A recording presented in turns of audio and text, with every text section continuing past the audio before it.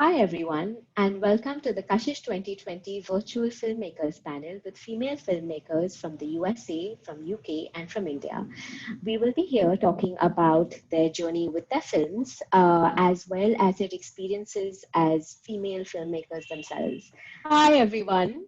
My name is Bhagi. Hey, I'm the moderator and host for today. I sit out of Bombay, and I've been involved with Kashish for the last 10 years. Over the last couple of years, I was also part of the preview panel. I just wanted to have a bit of an introduction and maybe have every one of you introduce yourselves. The film that we are going to be speaking about, and maybe a couple of lines about the film. Shall we start with Cindy? Certainly. Hi, I'm Cindy L. Abel, and I'm the director, writer, and producer of Surviving the Silence. It's our international premiere, so we're very honored that you selected us to be part of that. And the film tells the untold but true story of two women in love who helped change US military policy.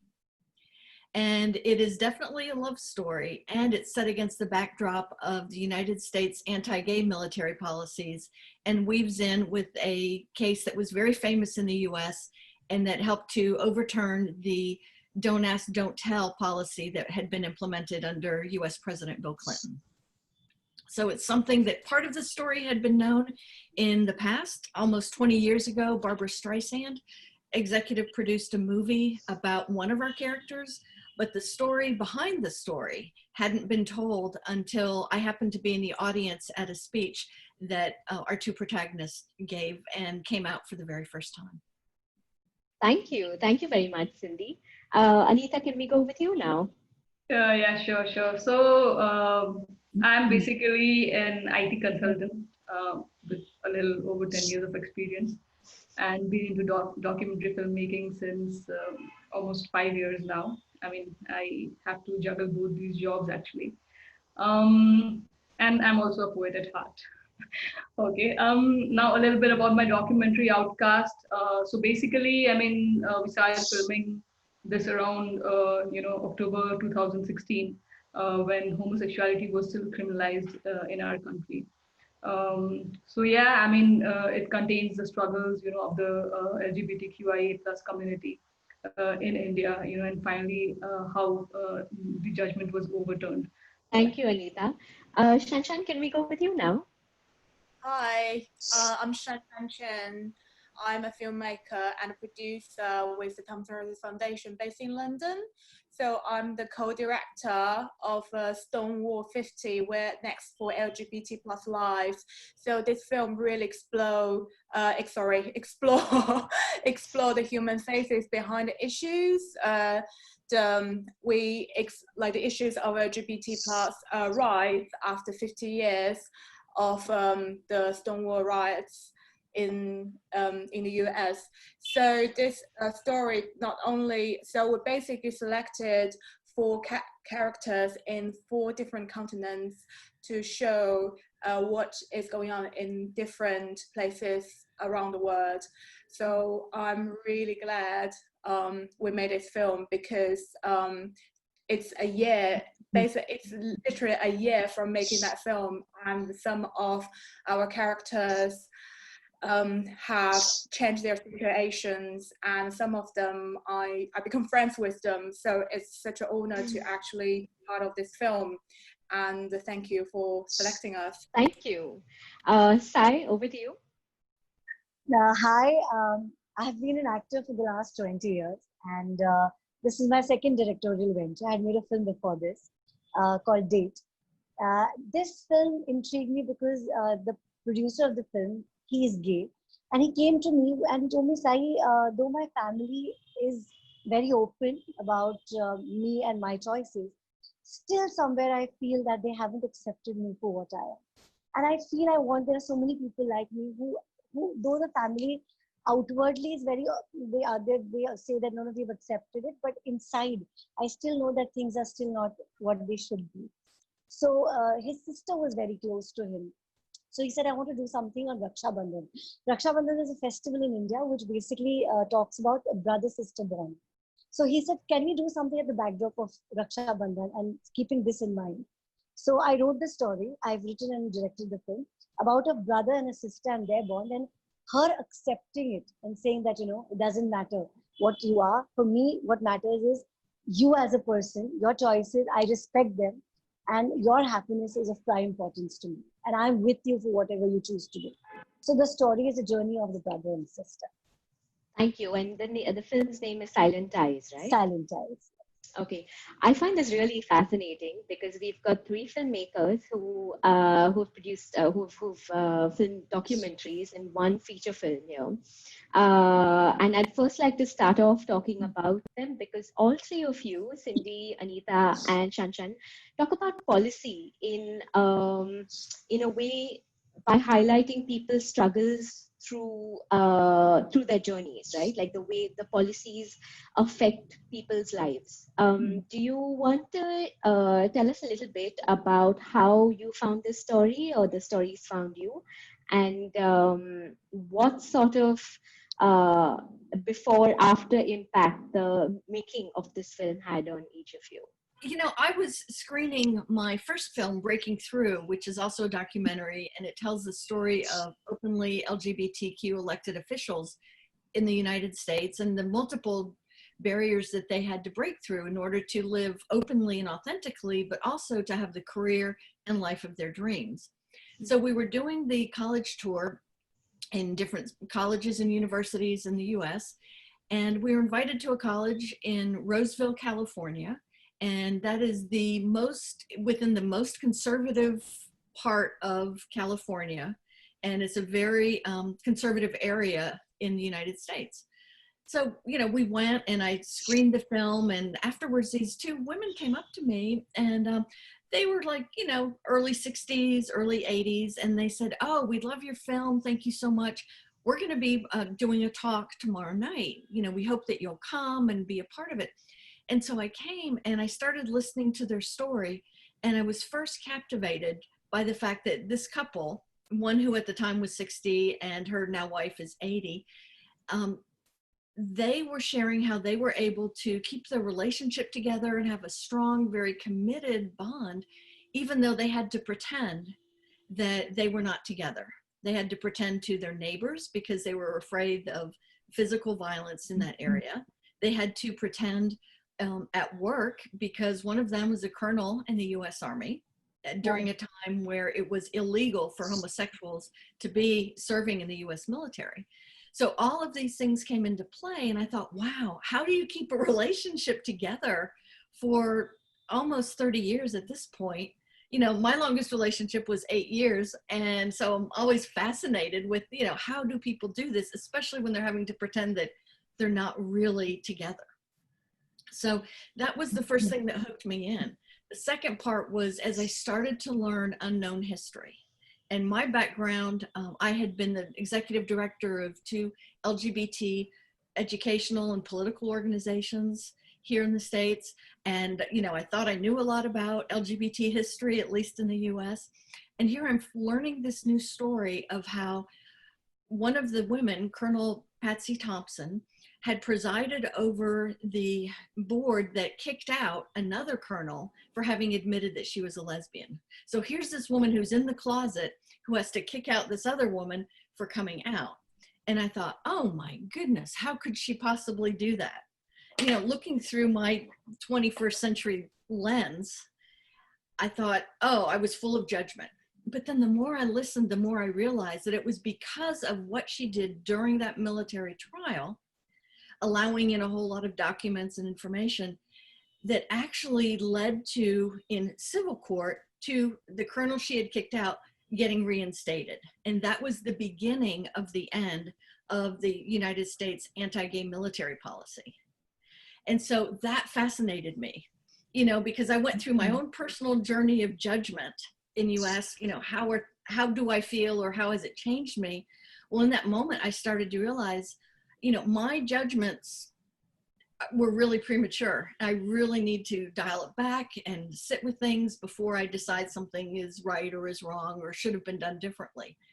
And so throughout that process, I learned how not only these 2 women who are now 66 and 86 and have been together for almost 37 years, how their bond is even stronger but how after they came out, they didn't just say, okay, we're done. You know, we've served in the military, we've done all these things.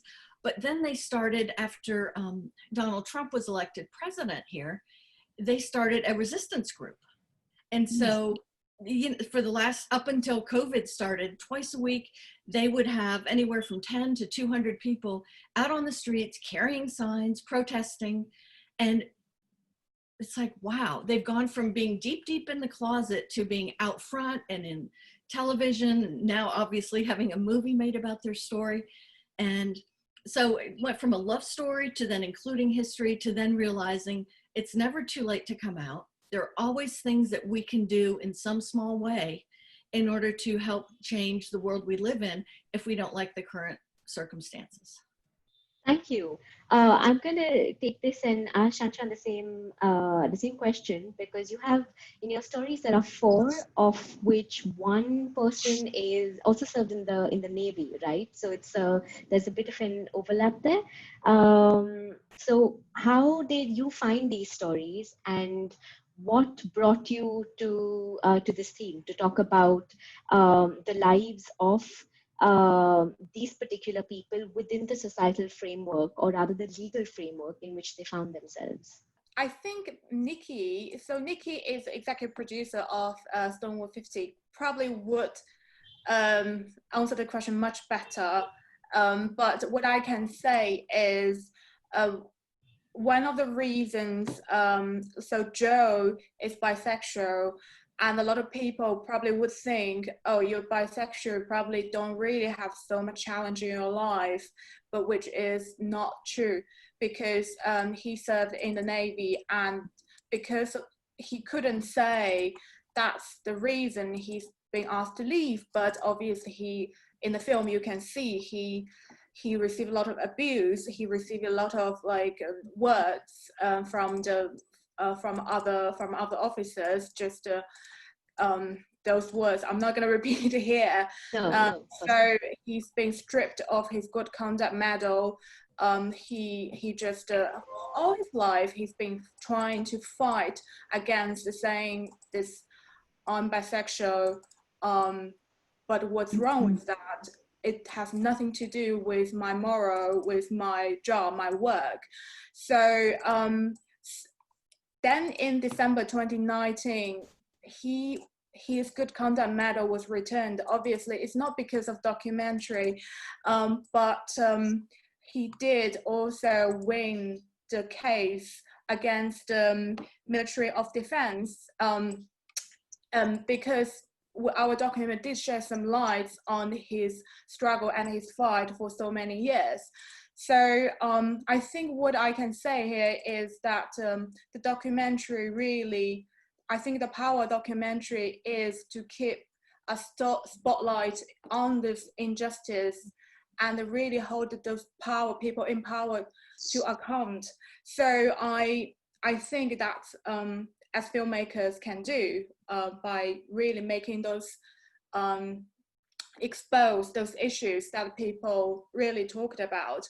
I was just listening to Cindy explain how these 2 women went to her. Sometimes it's just really, I don't know, I wouldn't say it's fate, but it's just like some kind of coincidence, and people came to you and they trust you because you work.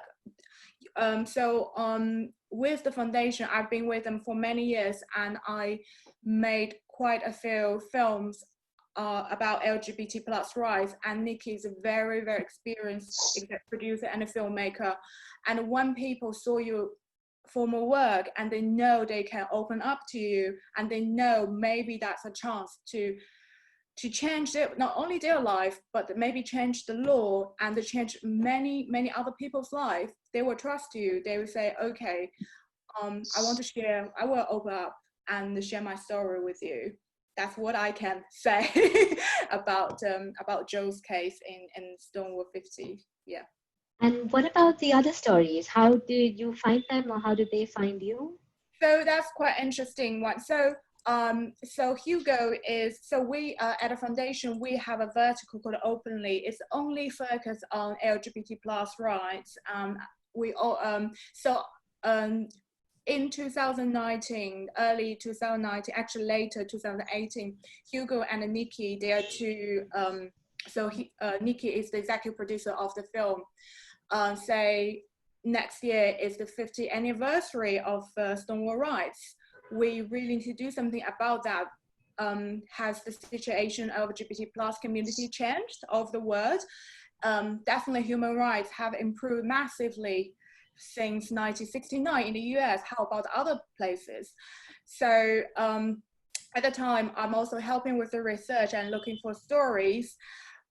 And this one struggle is we couldn't really find a lot of people in Asia to tell their stories. One of the reasons is there's nowhere in Asia legalized same-sex marriage at the time. That's the first reason. And also, we probably know that in Asia, it's still quite conservative. It's a really difficult to talk about LGBT plus rights. In a lot of countries, a lot of places, it's very open. People know, people come out, but they don't tell them their families. So it's like a hidden, how do you say? It's open and hidden at the same time. It's very contradictory. So from Asia, I look at countries and different places to see if I can bring light to one of the stories. So finally, I find this couple, Jovi and Minji, in Taiwan. And another news is Taiwan may pass the same-sex marriage law in 2019, but we don't know at the time. And they've been fighting for years for the law to pass. If you follow the news, you know the referendum in 2018, Taiwan passed a referendum to prevent the recognition of same-sex marriage. So there are really ups and downs of passing the law. So I got in touch with her actually on Facebook. She's been campaigning, and I saw her law case. She's been campaigning. I saw her law case. Actually, it's a very high-profile law case. Is a guy abused her daughter online, basically said very nasty words about her child. So she sued the man and she won the case, and that case was everywhere. So I got in touch with her. I said, I want you to be part of this documentary, and I will travel to you, and I will spend some time with you to make this film. Would you say? And she's really open. She said yes, like right away. So that's how it happened. But at the time, we're thinking, well, what if the law didn't pass? What will happen if it didn't pass? So we've been prepared. So we filmed it early May, and then we're waiting for the law to pass in later May. And we're fairly nervous because we don't know if it will pass. And then it passed. And so there's another shorter film outside Stonewall. If you're interested, you can go online, go to the Reuters Foundation Facebook to see that short film. Is the day they went to register as a couple, Mindy and Jovi. So we were really lucky to witness this moment of the change of policy and how change of policy changed people's lives. They're people, they are human beings. So when we talk about policy, so basically I made a lot of films about human rights, about stateless, about LGBT plus rights, about women's rights, and people talk policies. But think about it, it's really about human lives. How when you witness how it can change somebody's life, you just feel you can. Yeah, sorry, I don't know where I'm going. Oh no, thank you very much. In fact, with this, I'd like to move straight to Anita, because Outcast looks pretty much at that, and maybe talk a little bit about 377 and how that might have impacted your film. And I wanted to say one thing about it is the interviews with the doctors was completely fascinating. So if you'd like to tell us how you went about the film and what were you feeling when you were talking to to the doctors? Because it's not just AIDS policy, what has happened immediately after the law has been passed, but also how people respond to it in their own separate ways. So yeah, I mean, so basically we were, our first documentary short film. It was based on elderly people in old age homes, and so once we finished that, we were just thinking like, I mean, what next, So we had a few stories in mind, but I think at that point of time, nothing was more pressing than Section 377. So, I mean, I think we just decided, okay, this is the one that we need to do. So in 2009, the High Court decriminalizes homosexuality in India, but there are a few people who go in and, with their individual petitions, people from religious communities, from everywhere actually, you know, uh, basically people who are conservative, so they go in and they petition, and suddenly in 2013 Supreme Court overturns this judgment. I mean, can you imagine what must have happened to people, who came out after the High Court 2009 judgment? I mean, how the lives had changed, and for us, I mean, clearly it was like nothing short of a travesty of justice. So yeah, I mean, we went ahead and so firstly, I try to because we started filming this documentary in around at around probably October 2016. So the first thing I try to do is try to go and see if there's already enough material on this. So I went and I found that okay, there are a few things here and there, but nothing that consolidates the entire journey of the community. Right from the beginning to the end. And I mean, we were kind of hoping like because in India, I mean, we all know about justice being delayed endlessly, and in a lot of cases even being denied. So we were kind of thinking that probably we will make this documentary before people hear about the curative this thing petition that was filed after the 2013 judgment of the Supreme Court. Probably our documentary will get made prior to that, and it will kind of have an impact. But it took quite a bit, to make this documentary. I think a little over 2 years, and then post processing took close to 5-6 months. So finally, I mean, the judgment came, and I mean, we got to know that less than 4% of curative petitions actually get passed. So I mean, people were not at all hopeful, that this could work.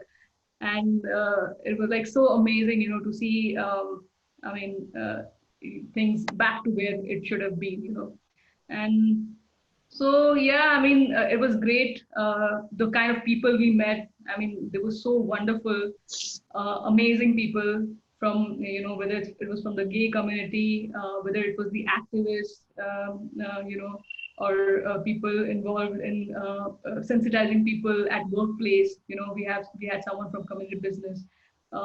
So those kind of things, and a psychologist, who kind of try to explain, how it was perfectly normal, and we had a very famous historian, Ruth Maida ma'am, also, who tried to take us back centuries, and try and explain, why they should not have been criminalized in the first place. But then coming to the sexologist part, so I mean, we tried calling a number of them, to because they were claiming to cure homosexuality, right? So when we tried to contact and all, most of them didn't work out, and then suddenly out of blue, there was one gentleman who agreed for the interview. So I mean, like that was like bingo. Okay. So we went and we went and interviewed him, and I mean the kind of things he said. I don't know. I don't know what to say about them, but it was kind of shocking. I mean, how he explained how he could cure homosexuality and how it was only in the, it was psychological thing. And I mean, it was disturbing to say the least. And I did try to explain to him, that WHO has already come out and said this is not a mental disorder. But then he said that WHO keeps changing its data every 3 years. Basically, I mean, if you watch this film, you can see it right from the beginning till the end. How the struggle started and how it ended. And I don't say that the struggle has actually ended, because there's a long way to go. And I feel that still there is so much of discrimination all around you. I mean, people are still uncomfortable if you use the word gay, lesbian, in a country like ours. Um, but I'm not sure what's going on after the curative petition was won. Whether there have been petitioners asking for equal rights. But if that happens, I mean, that would be a great level up. I mean, really. I mean, uh, and even I mean, it's funny that even that would not be enough, because I mean, we have countries in US, etc., where same-sex marriages are already allowed. There's still quite a bit of struggle. Thank you. That takes me straight to a question I want to ask Sai. So Sai, taking off what Anita just said about the fact that the fight's still on, there is the advocacy, there is the policy, there are structures that really enable people to function. But then there's also social order, like irrespective of the laws or the rules or the way things are, people behave very, very differently. And Silent Ties is about a brother, or the relationship between a brother and a sister. Do you want to tell us a little bit about the research that went into that, or how you all came up with this particular narrative? I think she said it very beautifully. The way the sexologist reacted to saying we people come here so that we can find a cure for homosexuality. That is the basic thinking of the society. So what happens is there struggles on two different directions. One is the policy struggle, which is going on for years, and one is the sociological, the family struggle, which for the acceptance from the family, especially parents, which is a big thing, siblings and parents, to accept what you are.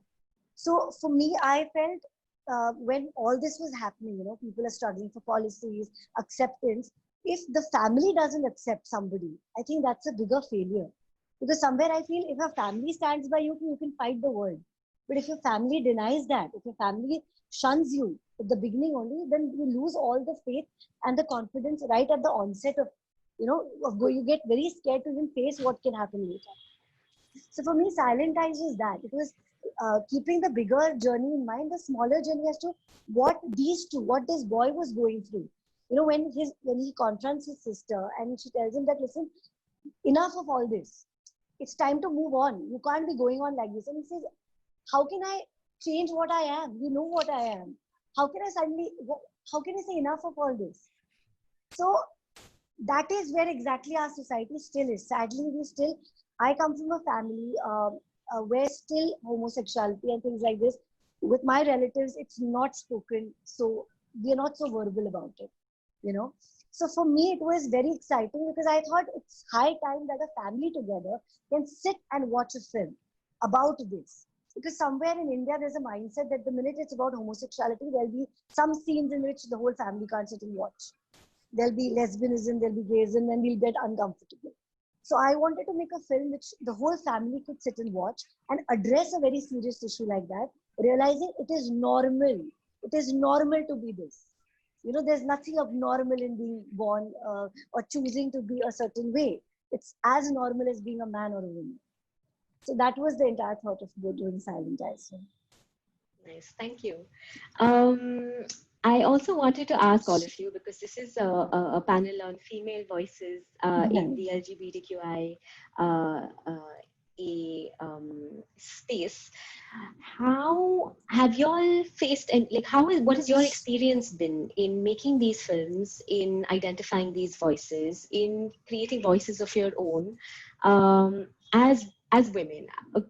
Like a bit of a disclaimer, I tend to try and not fall into the woman bracket, or this is like a female director versus not, because it, I think, propagates a lot of the things we're trying to do away with. But I think there are certain experiences that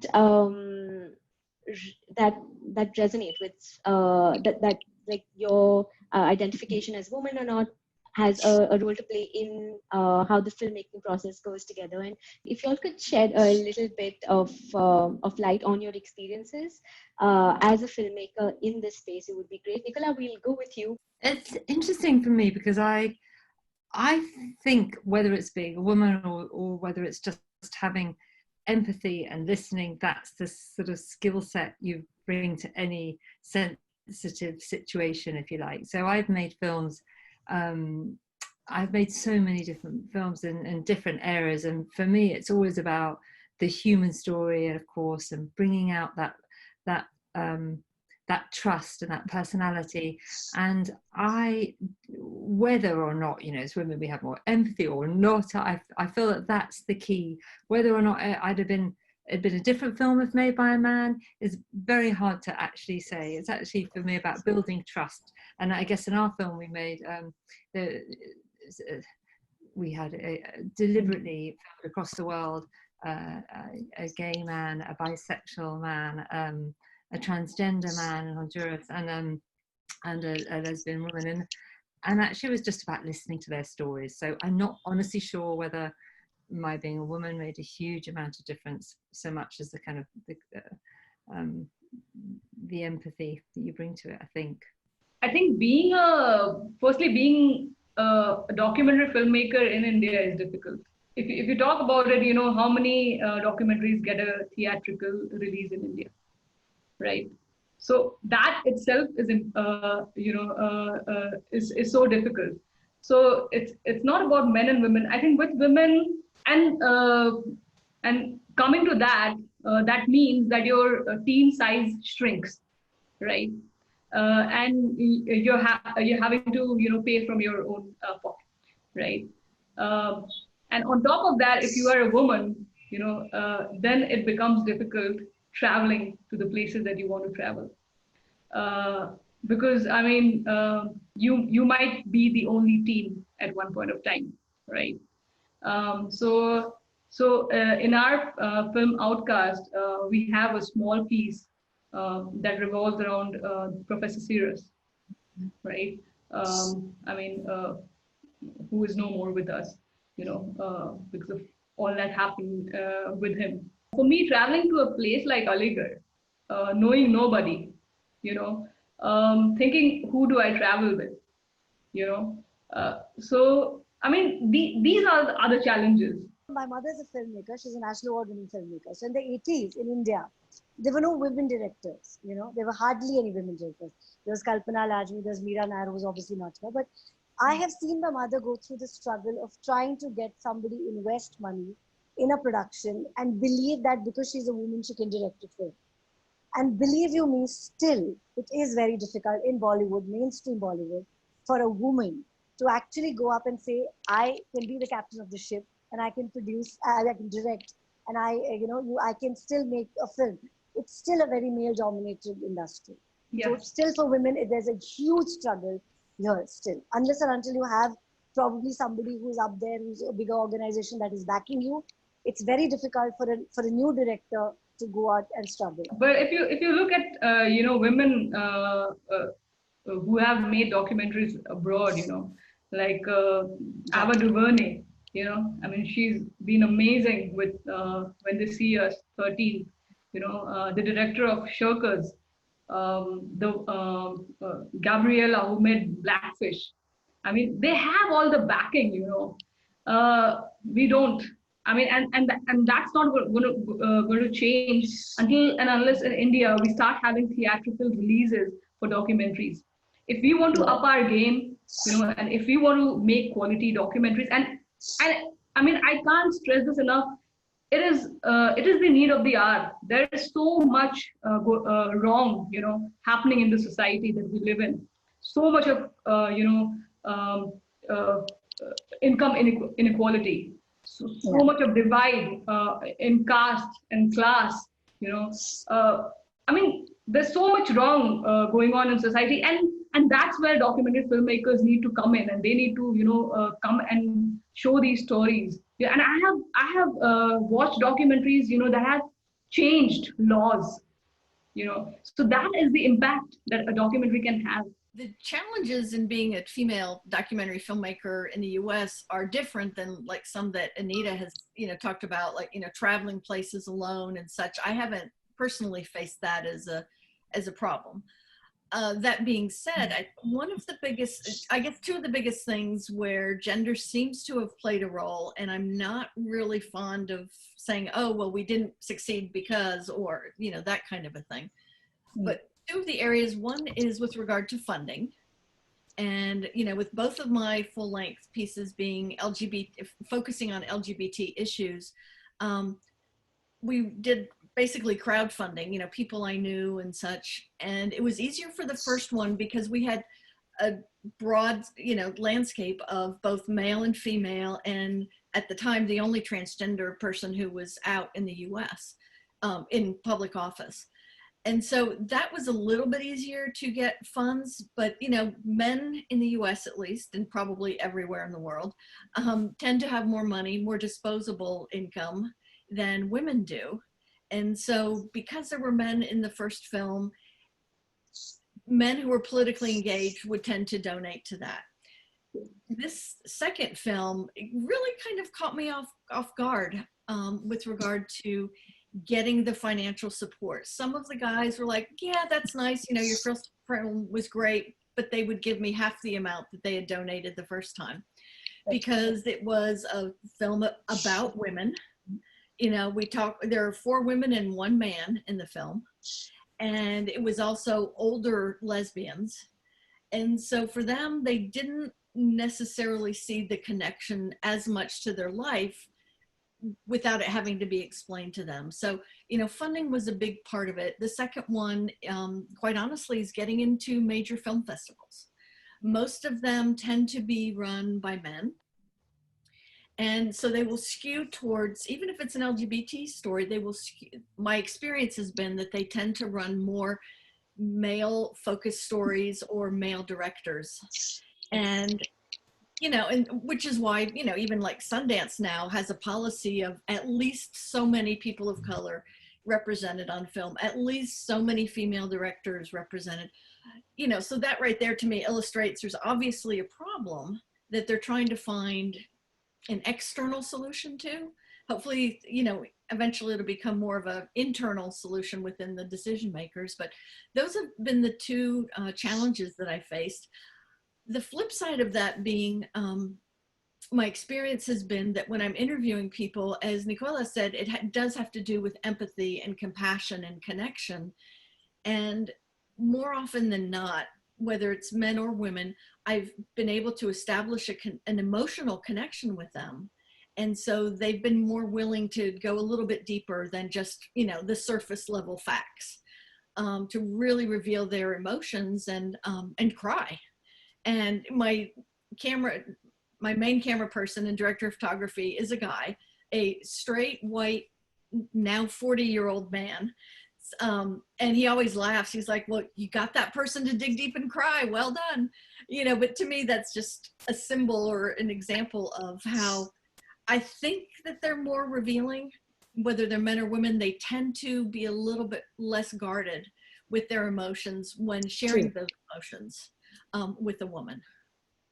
So as a woman documentary maker, I think it's true that globally the statistics show, yes, it is easier for men to be directors. I've been quite fortunate enough in the sense that I've made films from within organizations where I've had a position. So I haven't had to go out and seek that funding on my own as a woman, which I think is incredibly, probably harder. I've been in organizations which have been supportive and therefore had a position that enabled me to make those films. But I was going to say, I totally agree that, I mean, I've made our film for like LGBT, and I'm a straight woman with 2 kids, but if I only made films about the things that I absolutely know about, I feel that that would also be quite a limiter. Do I not make a really good film about refugees? Do I not make a really good film about land rights activists struggling? Do I not make a good film about Ebola? I've made a lot of human rights films, and for me, not to say that others who are living those situations couldn't equally make wonderful films, really, but I would think it would be an extreme limiter to have to put one in that box, if you like. And sometimes being the outsider listening in isn't such a bad thing, because you offer a perspective, and I think a lot of what is to listen, but also to challenge, and it might be a little bit easier to challenge from the outside, actually. So I probably agree with all, but just to add that. Thank you for that. What would you guys like to see happen, especially with institutional funding, with institutional just perception when it comes to documentaries? Because it's only over the last couple of years that documentaries have become cool again. So yeah, would love to hear your perspectives. With regard to funding, it was all individuals and a lot of what we call sweat equity. In other words, my DP, who's also my editor, and I working for free, and then being able to put in some of my own money. At one point, I just stopped fundraising because I was sick of it. We weren't, getting any real traction. Everybody was raising money for this and that and the other. And I just said, forget it. I'm going to go back and do some consulting work in communications and change management.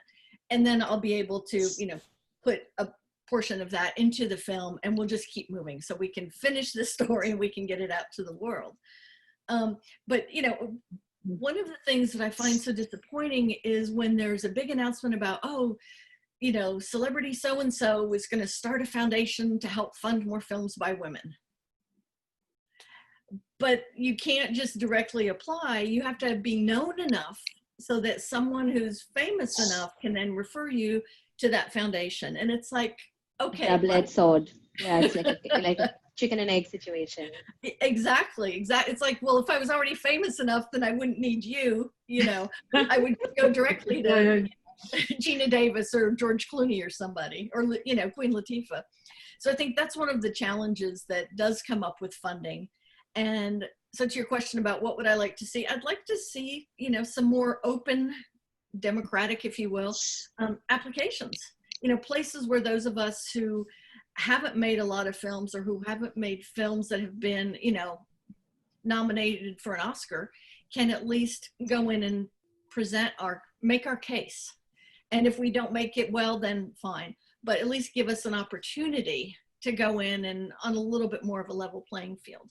I would like to share my first film which I directed was, so when I went with the script to a lot of people, obviously being my first film as a filmmaker, being an actor all these years, where nobody took me very seriously as if I could do a film, I could direct.